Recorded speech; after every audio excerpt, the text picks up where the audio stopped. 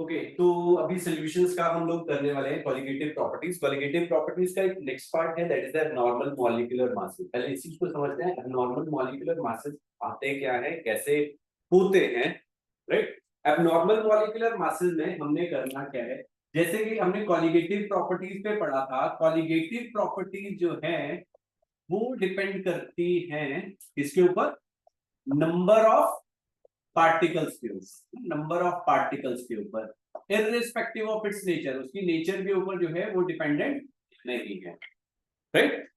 Clear हुआ? अब मतलब क्या है इस चीज का, सपोज करो मैंने यहाँ पे KCl लिया बेटा, और KCl को अगर मैं 1 मोल ऑफ KCl लिया मैंने और उसको मैंने एक्वस सोल्यूशन बना दिया, तो ये K प्लस और Cl माइनस में जाएगा। तो मतलब क्या हुआ कि 1 मोल ऑफ पोटेशियम आयंस और 1 मोल ऑफ क्लोराइड आयंस आ गए। अब वहां पे क्या हुआ, पार्टिकल्स कितने हो गए मेरे, 2 पार्टिकल हो गए इसके अंदर, राइट। 2 पार्टिकल जो है वो टूट गया, तो मतलब टोटल मोल्स कितने हो गए मेरे, 2 मोल्स हो गए। टोटल मोल्स कितने हो गए, 2 मोल्स। अब जो नंबर ऑफ पार्टिकल्स थे वो बढ़ गए।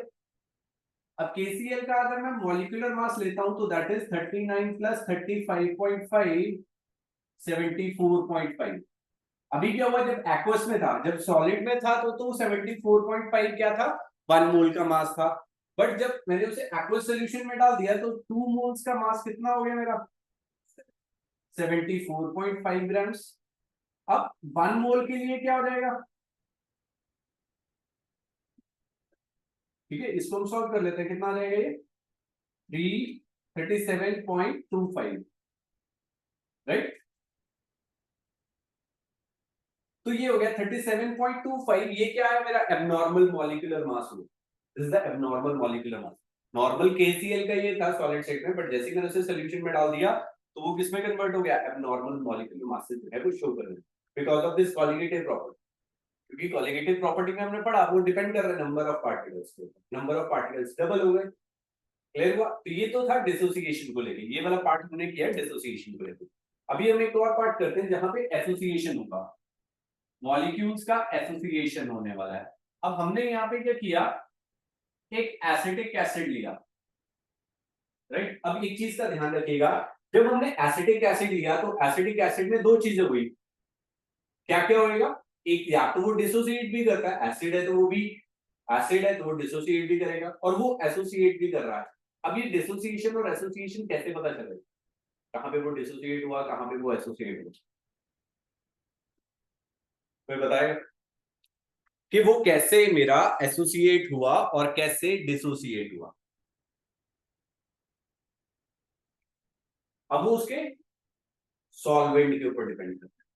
अगर मैंने CH3COOH लिया और यहाँ पे एक्वस सॉल्यूशन बना दिया उसका, तो वो तो मेरा डिसोसिएट करने वाला है, ठीक है। और अगर मैं यहाँ पे इसे मिक्स कर दे रहा हूं in the benzene non polar solvent में, तो ये क्या करेगा मेरा, एसोसिएट कर जाएगा थ्रू हाइड्रोजन बॉन्डिंग। तो C double bond OH, O यहाँ पे HO, this is the association. अभी किस चीज के ऊपर डिपेंड कर रहा है, यहाँ पे हमने वाटर डाला था और यहाँ पे हो गया बेंजीन, तो ये क्या हुआ, पोलर होने की वजह से डिसोसिएट हो गया और नॉन पोलर होने की वजह से एसोसिएशन हो गया। क्लियर हुआ? अब हमने यहाँ पे 2 मोल्स डाले थे और उसकी वजह से मेरे को यहाँ पे कितना मिल गया, 1 मोल। क्योंकि वो क्या हुआ, नंबर ऑफ पार्टिकल्स मैंने 2 into 6 एवोगैड्रो नंबर डाला, बट वो सारे कंबाइन हो गए। अब वो किस में जुड़ गए, एक ही में बन गए, है ना, वो सारे कंबाइन हो गए, 1 मोल में कन्वर्ट हो गया। दैट मींस कि यहाँ पे मेरा एसोसिएशन हो गया। अब इसका मॉलिक्यूलर मास निकालते हैं, तो इसका मॉलिक्यूलर मास निकालोगे तो ये कितना आता है, 60 ग्राम्स पर मोल। क्लियर हुआ?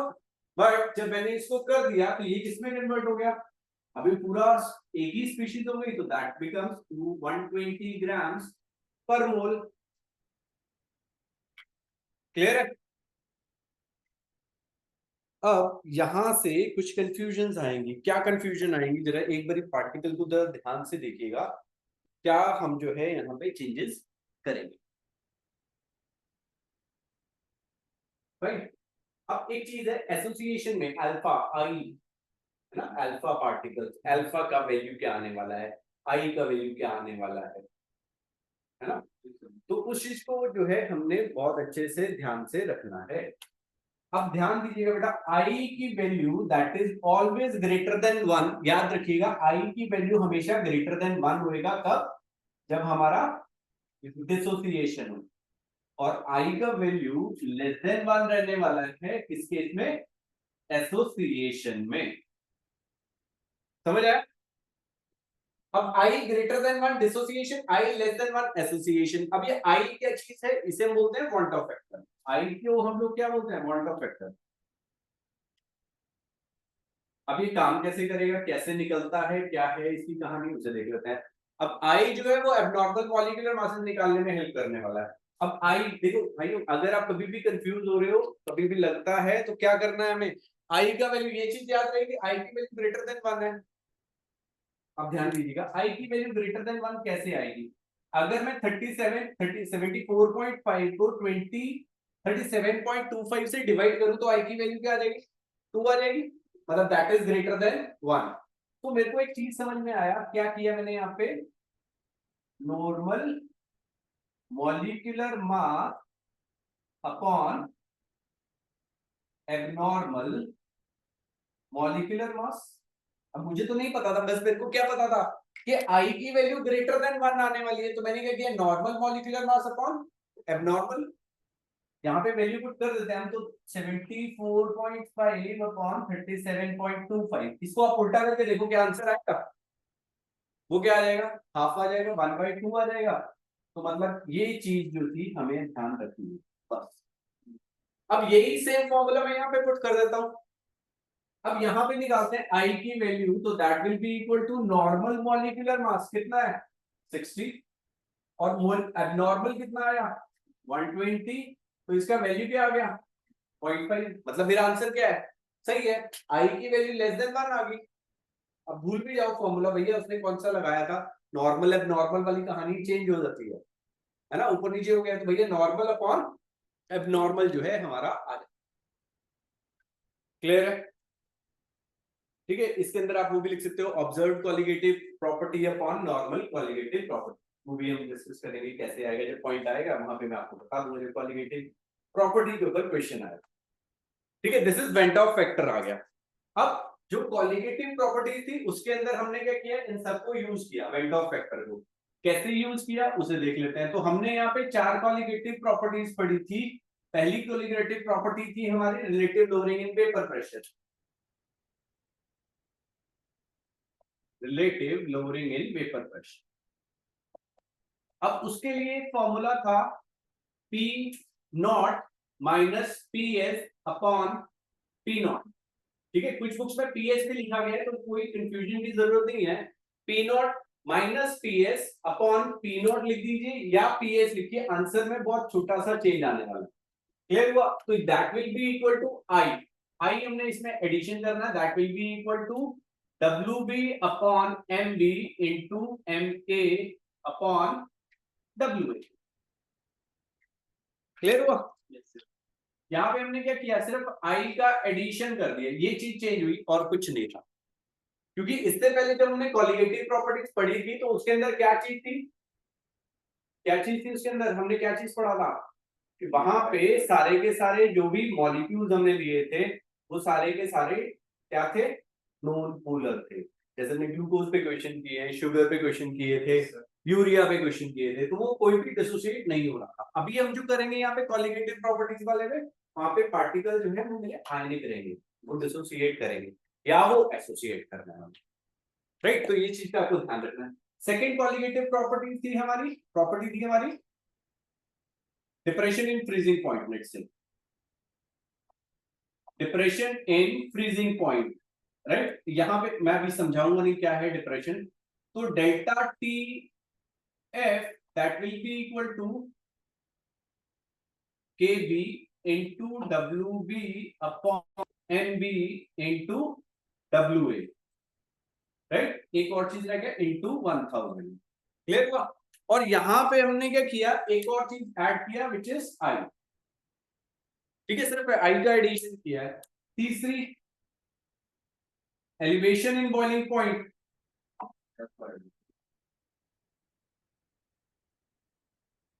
यहाँ पे के एफ आ जाएगा। ठीक है, elevation in boiling point delta T B equal to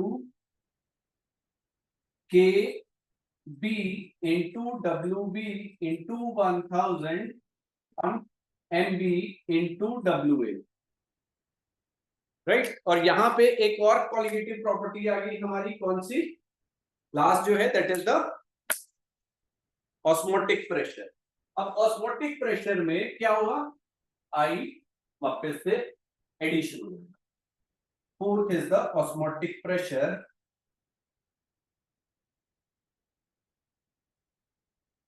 उसमें क्या आया, pi is equal to C into R into T. Clear हुआ।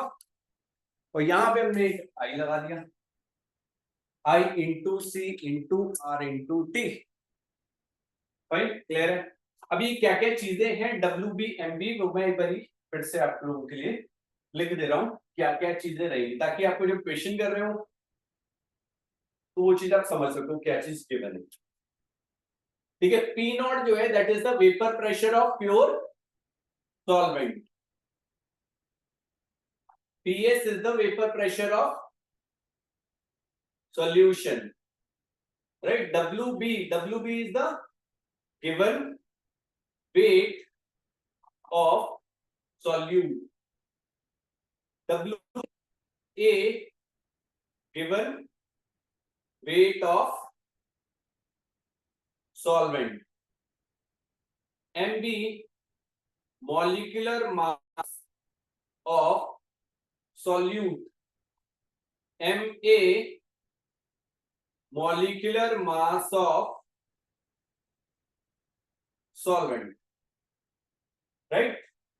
अब यहां पे KF आ गया, तो KF is the molar depression constant, delta TF depression in freezing point, KB molar elevation constant,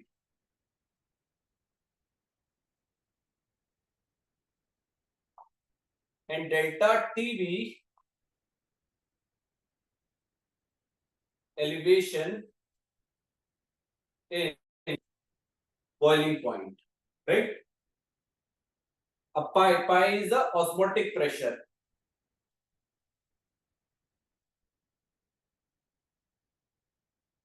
C is the concentration, इसको हम लिख देते हैं molarity,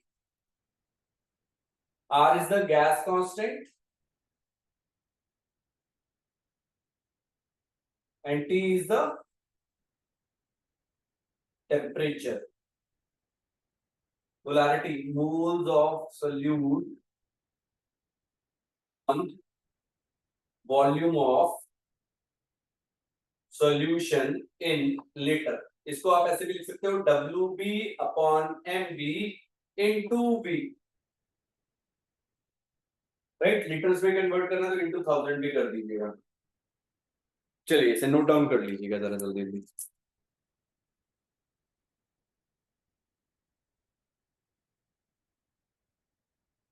फाइन, आर जो है हमारा गैस कांस्टेंट है, उसका वैल्यू क्या रहेगा, 0.0821 और 831 लीटर एटमॉस्फेयर पर केल्विन पर मोल। और जब आप कैलकुलेशन कर रहे हो इसके अंदर एक ट्रिक यूज कर सकते हो, इसकी जगह हम लोग क्या पुट कर देंगे, 1/12। ठीक है जी, इसके अंदर हम 1/12 जो है कर देंगे।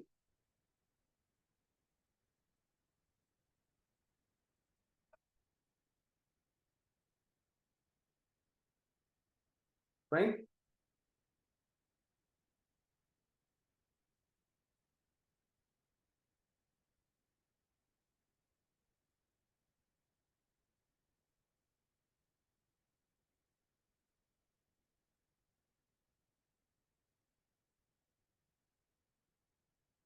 समझ आ गया भाइयों, चलें आगे।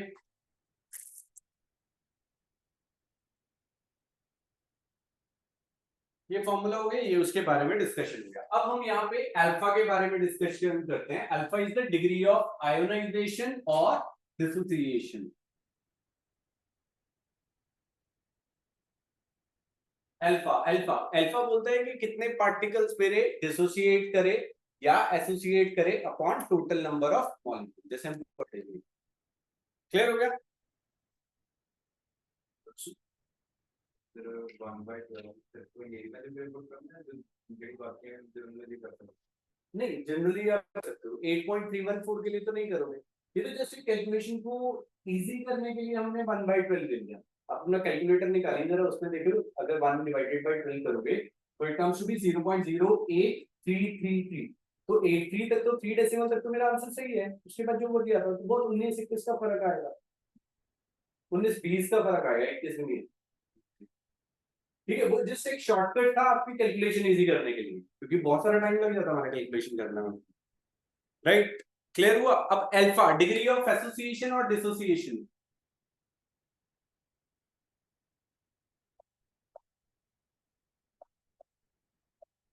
Number of moles of solute associated upon total number of moles taken. ठीक है, कितने मेरे एसोसिएटेड हो गए और मैंने टोटल मोल्स लिए कितने थे। ठीक है, किसके? इलेक्ट्रोलाइट के। ठीक है, ऐसे ही degree of association, degree of dissociation भी आ जाएगा। यहाँ पे भी अल्फा हम लिखेंगे, that is equal to number of moles of solute dissociated upon total number of moles taken. ठीक है, तो एसोसिएशन मतलब वो बोलता है कि डिग्री ऑफ एसोसिएशन या डिग्री ऑफ डिसोसिएशन निकालना है, तो आप इस तरीके से जो है उसे फाइंड आउट कर सकते हैं। क्लियर हो गया? अब एक और चीज आती है, अल्फा और आई के बीच में रिलेशन है। नाउ अगर एसोसिएशन, तो अल्फा और आई के बीच में क्या फॉर्मूला आएगा? Alpha will be equal to I mine sorry, association है तो 1 माइनस आई अपॉन 1 अपॉन एन। और डिसोसिएशन के केस में हमारा एक और फॉर्मूला आ जाएगा, that is alpha is equal to I minus 1 upon N minus 1। Clear है? ये रिलेशन हो गया अल्फा और आई के बीच में। Alpha is equal to I 1 minus I upon 1 upon N, 1 minus 1 upon N, and alpha is equal to क्या आ जाएगा? I minus 1 upon N minus 1। ठीक है, देखो कंफ्यूज होने की जरूरत नहीं है। एसोसिएशन में आई का वैल्यू 1 से कम रहेगा तो यहाँ पे ये आ जाएगा, और डिसोसिएशन में आई का वैल्यू क्या रहेगा? ग्रेटर देन 1 रहेगा तो 1 माइनस आई, तो मतलब पॉजिटिव क्वांटिटी ही जो है यहाँ पे आनी चाहिए। क्लियर हो गया? चलिए, तो अब हम यहाँ पे कुछ क्वेश्चंस करेंगे, तो उनको जरा ध्यान से देखिएगा। ठीक है, किस तरीके से जो है हम लोग क्वेश्चंस करने वाले हैं। राइट, बहुत टफ क्वेश्चन नहीं आता है यहाँ पे, इजी सा ही क्वेश्चन आपको जो है मिलेगा। चलिए, बस आपको टर्म्स का ध्यान रखना है और आंसर जो है निकल जाए। अभी क्वेश्चन करते हैं, let's say calculate the amount of sodium chloride, calculate the amount of sodium chloride which must be added, which must be added to 500, sorry, which must be added to 1 kilogram of water, which must be added to 1 kilogram of water, so that freezing point of solution, so that freezing point of solution is depressed by 3 Kelvin, so that the freezing point of the solution is depressed by 3K. Given value of Kf, water का Kf given है, that is 1.86 Kelvin kg per mole. ये value जो है हमें यहाँ पे given है। Clear हो गया। अभी क्या है मेरा सॉल्ट NaCl है। अब NaCl हम जानते हैं कि it is the strong electrolyte और ये ब्रेक करता है किसमें, सोडियम और क्लोराइड आयंस में। 100% डिसोसिएट कर जाएगा। अभी उसने कुछ नहीं बोला ना कि इतने परसेंट डिसोसिएट हुआ, 10 हुआ, 20 हुआ, 30 हुआ, 40 हुआ, 50 हुआ, कुछ नहीं बोला। मतलब सोडियम क्लोराइड 100% डिसोसिएट हो रहा है। क्लियर हो गया। तो आई का वैल्यू क्या आ जाएगा बेटा, यहाँ पे 2 आ जाएगा, ग्रेटर देन 1। 1 तो अगर आप 1 ले रहे हो तो वो कौन सा है, जितने भी नॉन पोलर सॉल्यूट्स हमने लिए थे, और मतलब शुगर ले रहे थे, आप यूरिया ले रहे थे, ग्लूकोज ले रहे थे, उन सब में हमारा आई का वैल्यू 1 ही था, ऑलरेडी 1 था, वो हम लिख ही नहीं रहे थे। ठीक है, तो आई की वैल्यू क्या आ गई बेटा हमारी, यहाँ पे 2 आ गई। अब हम यहाँ पे इसे सबको सॉल्व कर लेते हैं। मैं आपको ये आई का वैल्यू निकाल के दिखा सकता हूँ। ठीक है, अभी मैं बताता हूँ, पहले एक बार क्वेश्चन के अंदर, फिर मैं आपको ये चीज सारी बताता हूँ कैसे आया आई की। डब्ल्यू बी अब अपन को निकालना है, तो फॉर्मूला क्या आ जाएगा बेटा, delta T F that will be equal to I into K F into W B into 1000 upon W A into M B. Delta T F की वैल्यू 3 दी हुई है, आई की वैल्यू हमने 2 ले लिया, के एफ की वैल्यू कितनी थी 1.86, और डब्ल्यू बी मुझे निकालना है into 1000 upon W A. 1000 grams 1 kg of था, और मॉलिक्यूलर मास ऑफ NaCl कितना आता है, कितना आ जाएगा, सोडियम इज 23 एंड 35.5, 58.5 ग्राम्स पर मोल। तो ये आ गया, यहां पे मैंने 58.5 लिख दिया, तो W B will be equal to 3 into 1000 into 58.5 upon 2 into 1.86 into 1000। निकल जाएगा ये आंसर, कोई मुश्किल तो नहीं है यहाँ पे। तो भाइयों यहाँ पे जो है आंसर हम निकाल लेंगे, it comes to be 47.2 grams.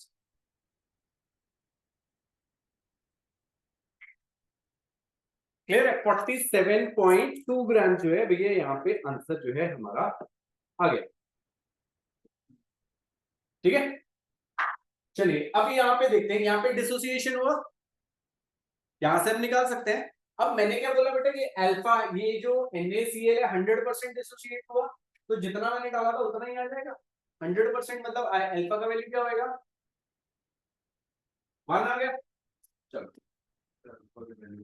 यहाँ पे 1 आ गया बेटा, 1 इक्वल टू, अब आई का वैल्यू मुझे निकालना है -1। अब NaCl कितने पार्ट्स में टूटा था, तो n जो है वो वही बताएगा। सपोज करो मैंने AlCl3 लिया, अब AlCl3 कितने पार्ट्स में टूटा, एक एल्यूमिनियम में और 3 क्लोराइड आयंस में, टोटल 4 में टूटा, तो n का वैल्यू यहाँ पे क्या आ जाएगा 4। बट I का वैल्यू 4 नहीं आएगा, क्यों नहीं आया, क्योंकि वो 100% डिसोसिएट नहीं हुआ। तो यहाँ पे n की वैल्यू 2 आ गया, 2 - 1, तो I का वैल्यू क्या आ जाएगा बेटा, यहाँ पे ये तो 1 ही आ गया, 1 इक्वल टू I - 1, I का वैल्यू क्या आ जाएगा,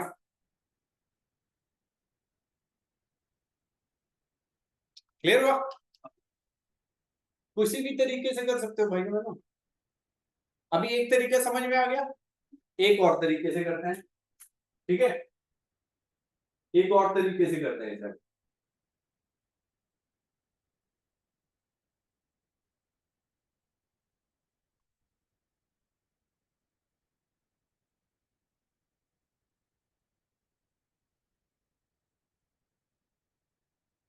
नहीं, ये वाला क्वेश्चन नहीं होगा क्योंकि इसमें एमबी निकालना, डब्ल्यू भी निकालना था।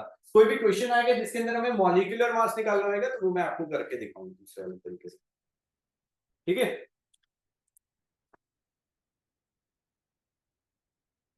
चलिए एक और क्वेश्चन लिखिए जरा, calculate the amount of calcium chloride,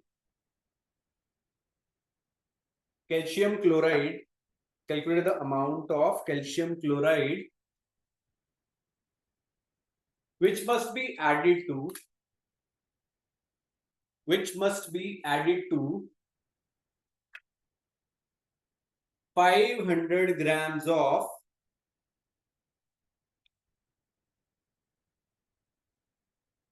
500 grams of water to lower its freezing point by 2K.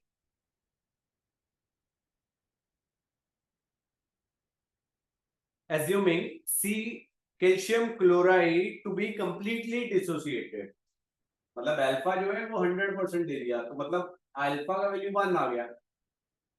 ठीक है जी। अब मुझे निकालना क्या है, कैल्शियम क्लोराइड का अमाउंट, WB मुझे वापस से निकालना है। MB इन्होंने मुझे दे दिया 111 grams.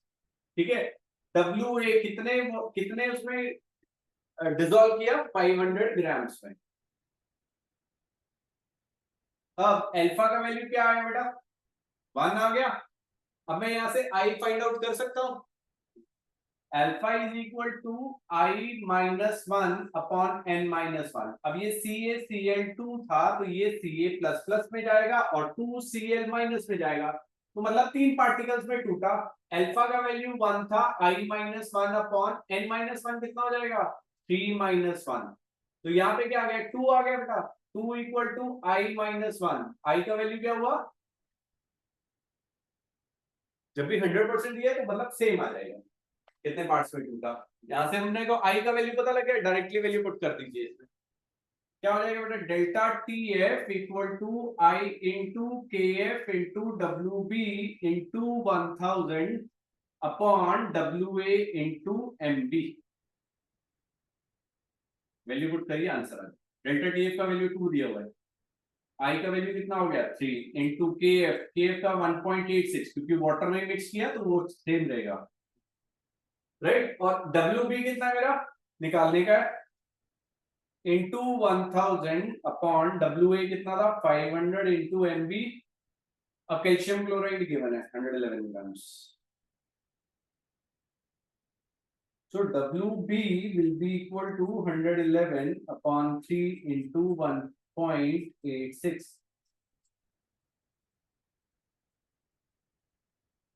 37 divided by 1.86, and it comes to be 19.89 grams. This much amount of solute is required.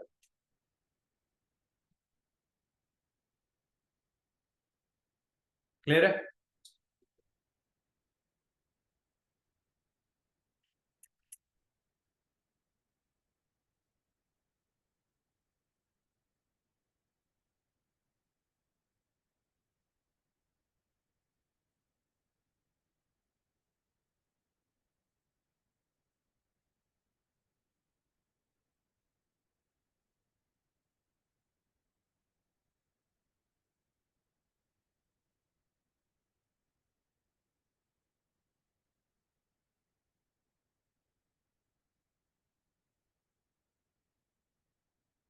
चलिए नेक्स्ट क्वेश्चन पे,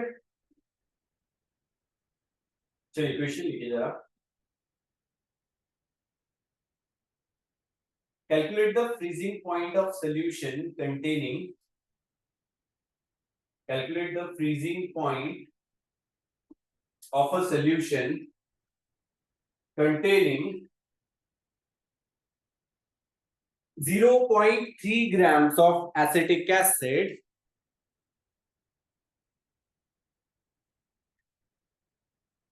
0.3 grams of acetic acid in 30 grams of benzene, in 30 grams of benzene is lowered by 0.4 degree, 0.45 degree. Calculate Ventov factor and KF का value given है, KF for benzene 5.12 kelvin kg per mole, या यहाँ पे degree C ले लीजिए, degree C पर kg per mole। ठीक है, डोंट गेट कंफ्यूज्ड भैया इसकी वजह से। अब WB मुझे गिवन है कितना, 0.3 ग्राम्स, राइट, और WA मुझे गिवन है 30 ग्राम्स।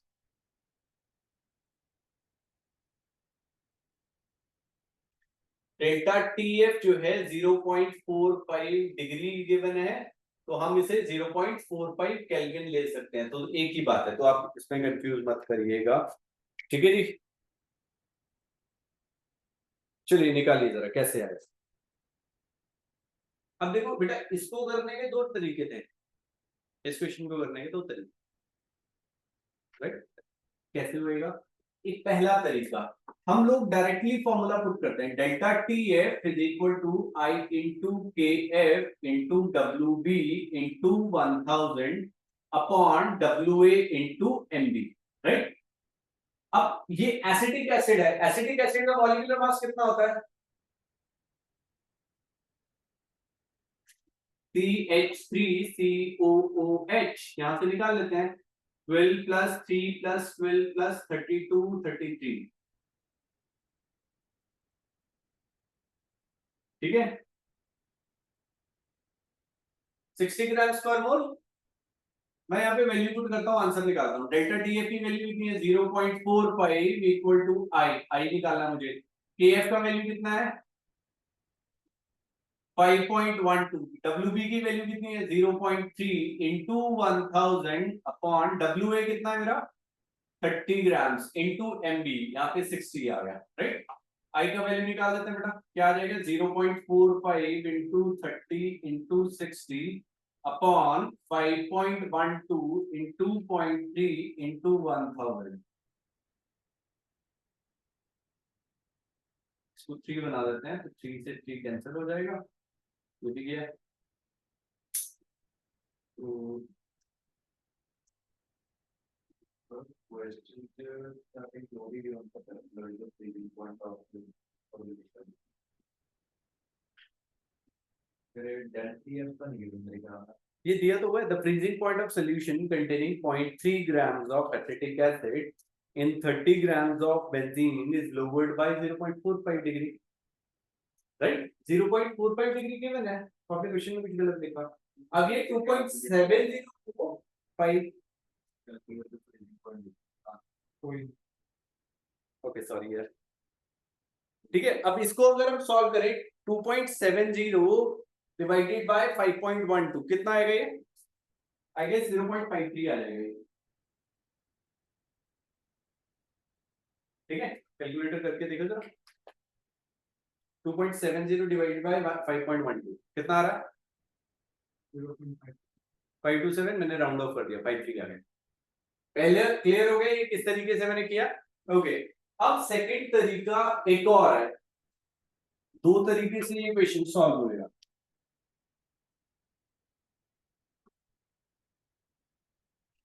अब ध्यान से देखना भाई, मेरे हमने यहाँ पे तो डायरेक्टली आई का वैल्यू पुट किया, अब इस केस में मैं डायरेक्टली वैल्यू पुट ही नहीं कर रहा, मैं आई निकालूंगा ही नहीं, जो हमने पहले किया था वैसे ही निकालेंगे।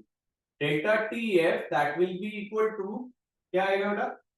के F into W B into 1000 upon M B into W A. अब ये मैं निकालता हूं, क्लियर है? सब कुछ गिवन है, एमबी निकाले तो MB will be equal to KF का वैल्यू कितना है? 5.12, डब्ल्यू ए की वैल्यू कितनी है? 0.3 into 1000 upon delta DF 0.45 into W A कितना गिवन है? 30।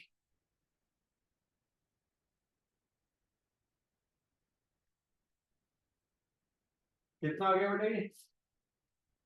इसका डेसिमल हटा दिया, इसका डेसिमल हटा दिया, 5120 अपॉन 45 आ गया। तो सॉल्व करना है,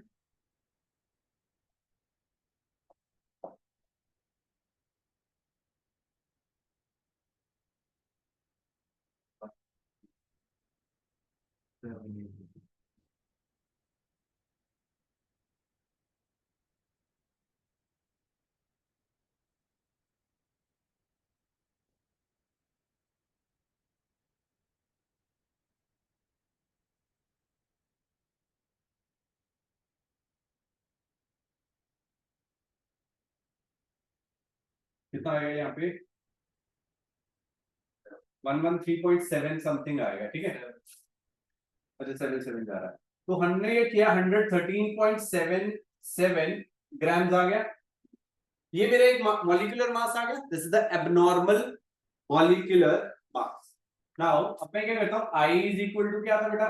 normal molecular mass upon abnormal molecular मास।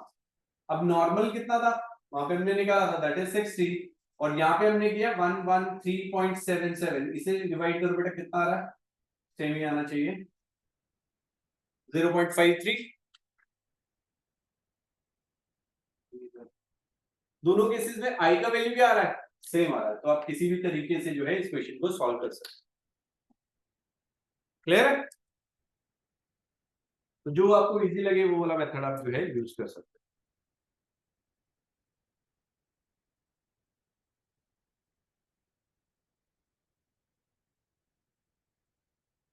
चले आगे, चलिए क्वेश्चन लिखिए।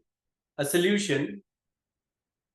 Solution containing 0.8960 grams, 0.8960 grams of K2SO4 potassium sulfate, 0.8960 grams of K2SO4 in 500 ml volume given है, in 500 ml if its osmotic pressure is found to be 0.69 atm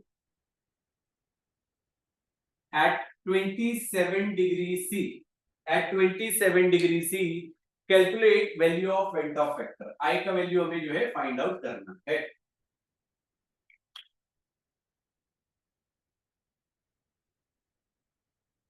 right? अब K2SO4 है, अब उसने बोला I का वैल्यू निकालना बेटा, तो ये 100% डिसोसिएट नहीं हो रहा, पहली चीज क्लियर हो गया। तो अब हम लोग यहाँ पे इस क्वेश्चन करते हैं, हमें पता है pi is equal to I into C R T, C नहीं गिवन है, तो क्या हो जाएगा, number of moles by volume of solution in litre, तो 1000 से मल्टीप्लाई कर देते हैं, आर आ जाएगा, आर का वैल्यू कितना था 0.0831, टेम्परेचर, अब ये टेम्परेचर डिग्री सी में गिवन है, इसे हमें क्या करना क्या है, केल्विन में कन्वर्ट करना है, ये ध्यान रखिएगा, 300 डिग्री 300 केल्विन आ जाएगा, तो इंटू 300 आ गया। अब इसके अंदर वैल्यू पुट करें, आ जाएगा आंसर, पाई का value 0.69 into sorry equal to I into W B हमें गिवन है 0.896 इंटू 1000 इंटू, अब ये आर का वैल्यू तो बेटा हमने 1/12 ले लिया इंटू 300, डोंट गेट कंफ्यूज। अब यहाँ पे एम बी था, एम बी कितना है मेरा यहाँ पे, K2SO4 का हम निकाल सकते हैं 39 into 2 plus sulphate is 32 plus 16 into 4 78 plus 32 plus 64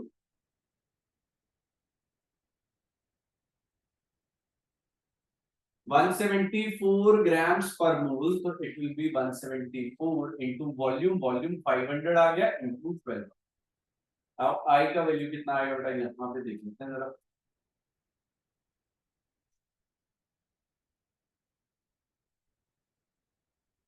I will be equal to 0.69 into 174 divided by 0.896 into 550। यहाँ पे जरा इसको वैल्यू को फाइंड आउट करना कितना आ रहा है, इट शुड बी अराउंड 2.72। देखो जरा सॉल्व करके कैलकुलेटर से क्या आ रहा है,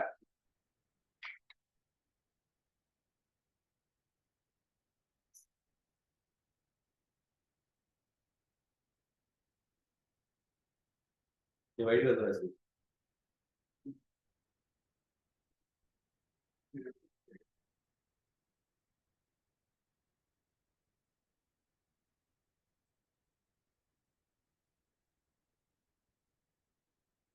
कितना आ रहा है,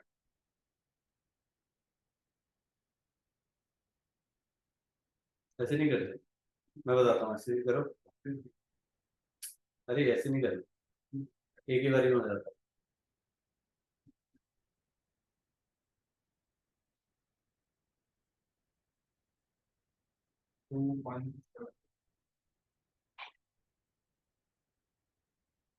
2.67 आ रहा है।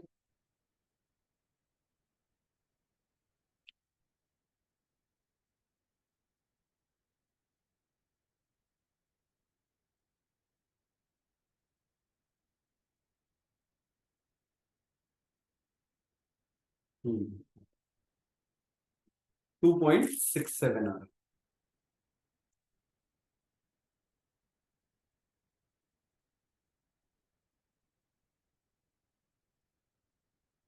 जीरो पॉइंट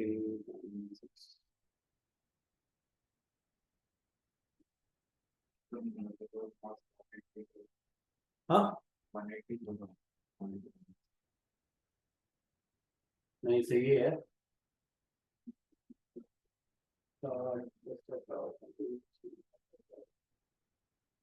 सही है यार, 174 ही आ रहा है, हमने गलत किया। ओके, लेट्स से 1.68 आ गया, ठीक है।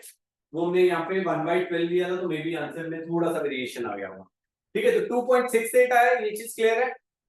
अब ऐसे ही हम लोग एक और तरीके से करते हैं, इसी फॉर्मूला इसी क्वेश्चन को एक और तरीके से भी कर सकते हैं, ठीक है। अब यहाँ पे हमने क्या किया, आई निकालना है, तो हम वही वाला फॉर्मूला लगाते हैं, pi is equal to W B upon M B into R into T into 1000 upon V, ठीक है। ये वाला फॉर्मूला वैल्यू पुट कर देते हैं। अब पाई की value 0.69 equal to W B हमें कितना गिवन है, 0.896 into 0.0831 into T, T temperature 300 into 1000 upon MB 174, MB निकाल लेते हैं हम यहाँ पे, एंड वॉल्यूम हमें गिवन है 500 ml,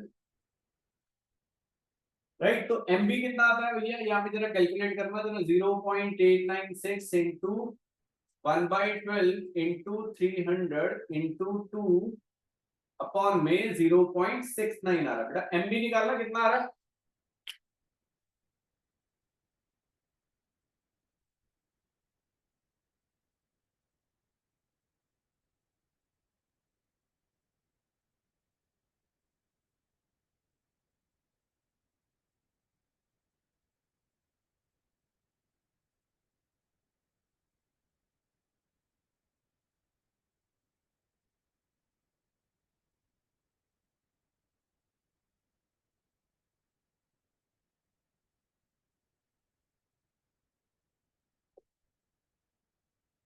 कितना आ रहा है,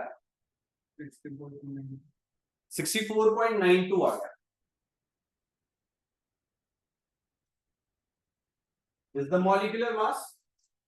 ऐसे ही K2SO4 का जब हमने मॉलिक्यूलर मास निकाला, वो कितना है हमारा, 174। तो ये वाला क्या हुआ, एबनॉर्मल आ गया, एबनॉर्मल मॉलिक्यूलर मास, और दूसरा वाला नॉर्मल मॉलिक्यूलर मास कितना था, तो I will be equal to normal molecular mass upon abnormal molecular mass. अब नॉर्मल मॉलिक्यूलर मास कितना है मेरा, 174, और एबनॉर्मल कितना हो गया 64.92, जरा डिवाइड करो कितना आ रहा है,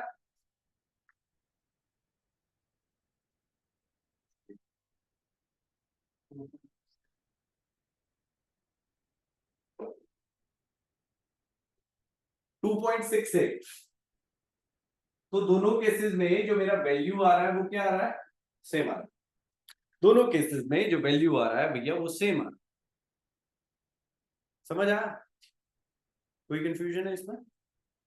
दो दो तरीकों से हमने क्वेश्चंस कर लिए हैं, इससे भी कर सकते हो, इससे भी कर सकते हो। एक बार स्कूल में टीचर से पूछ लेना कि मैम अगर हम लोग इस तरीके से करते हैं, मतलब क्वेश्चन में डायरेक्टली राय पुट करते हैं, तो आपको कोई है ना आपत्ति तो नहीं है, मतलब कोई, समझ लो इंग्लिश में, ठीक है। तो यहाँ पे भी आपको वो चीज ध्यान रखनी है।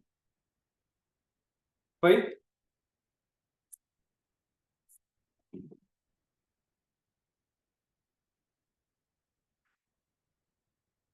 चलिए ठीक है जी, चले क्वेश्चन आगे करें। चलिए एक और question,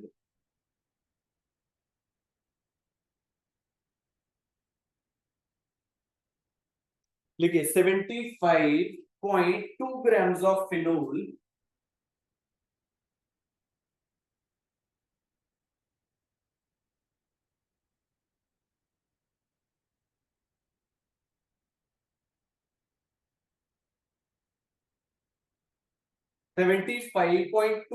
of phenol is dissolved in a solvent.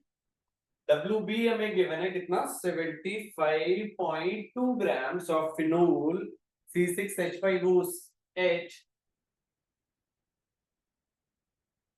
This is the phenol is dissolved in a solvent of KF. KF का value हमें given है 14 Kelvin kg per mole. If depression in freezing point is 7K, delta TF जो है हमें 7 Kelvin given है. Find the percentage of phenol that dimerize. ठीक है, percentage of phenol that dimerize. Alpha निकाल लें. अल्फा से मुझे पता चल रहा था डिग्री ऑफ डिसोसिएशन, यहाँ पे मुझे एसोसिएशन निकालना है. तो अगर मुझे अल्फा पता लग जाएगा तो 100 से मल्टीप्लाई करूंगा तो मेरा परसेंटेज आ जाएगा. ठीक है, चलिए ट्राई करिए.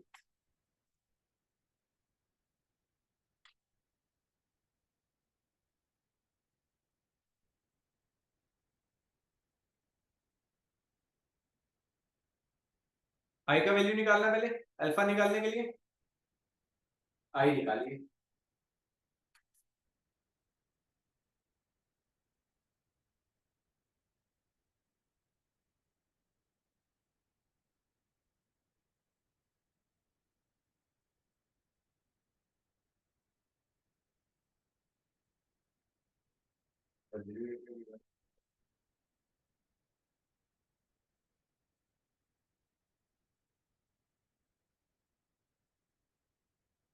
One KG. यहाँ पे क्वेश्चन में थोड़ा सा मिसिंग है. ठीक है, डब्ल्यू ए मेरा कितना गिवन है 1 kg dissolved in 1 kg of solvent. W A given है तो वो क्या आ जाएगा 1000 ग्राम्स. तो यहाँ पे वैल्यू पुट कर दीजिए. Delta D will be equal to 7 equal to I into KF का वैल्यू 7 14 दिया हुआ है into W B 75.2 upon MB. अब C6H5OH का मॉलिक्यूलर मास निकल सकता है.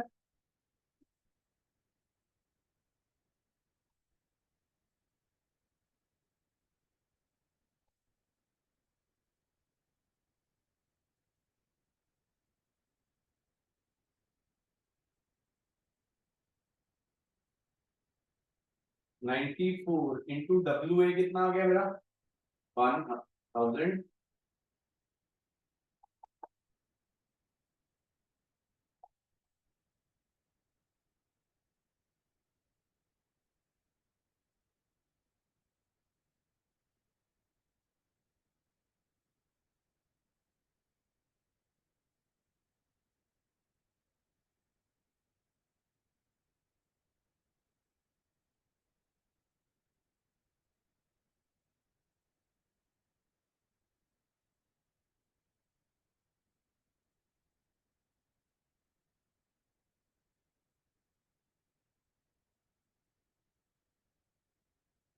ये यहाँ से थोड़ा सा शायद रहेगा बेटा, दिखता रहे होपफुली.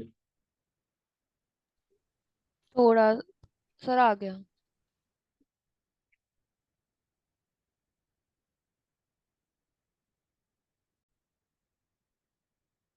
ओके तो ये 47.75.2 आया बेटा. इसे जरा सॉल्व करना कितना आ रहा है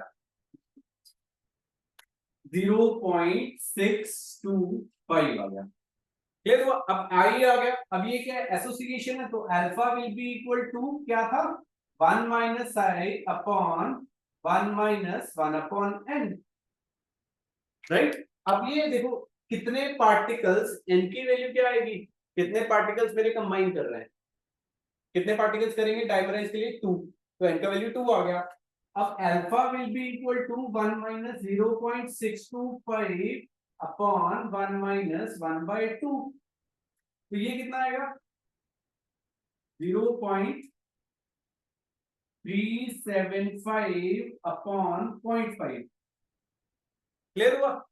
अब 0.5 को मैं इसको ऐसे कर सकता हूँ, यहाँ पे 1/2 आना था, इसे यहाँ पे 2 से मल्टीप्लाई कर सकता हूँ, तो इट विल बी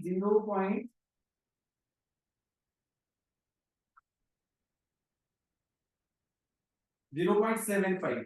अब मैंने बताया था अल्फा कितना आ गया भैया मेरा 0.750, तो परसेंटेज ऑफ एसोसिएशन कितना हो जाएगा 75%। क्लियर हुआ?